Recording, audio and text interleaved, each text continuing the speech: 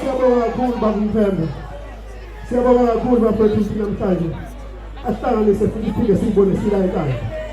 Asishayile isonto sithi yeye Mthemba yeye. Awuseke bafethu. Ngiyakhohlwa ingane zakwethu njengoba siyahlanganise nguye. Ayilethimba lonke asekhona nalo. Uthi kube khona lokuciko bafethu ukuthi namhlanje kuyisibusiso esikhulu ukuthi mangabe sesiyovota bese kodwa sidlula iqanda before sithi ukusuka ukuhamba siyovota. Ngakho bafethu ngicela ethi ngolesithathu siyakhona kithi. Nawe uyazi ukuthi uyazifakithi. Yebo. Unjalo mfowethu asumane sonke bafethu njengoba selasibele izwe lethu bafethu ngoba akekho osibela ngaphandle kwethu. Ngiyamthanda nonke bafethu.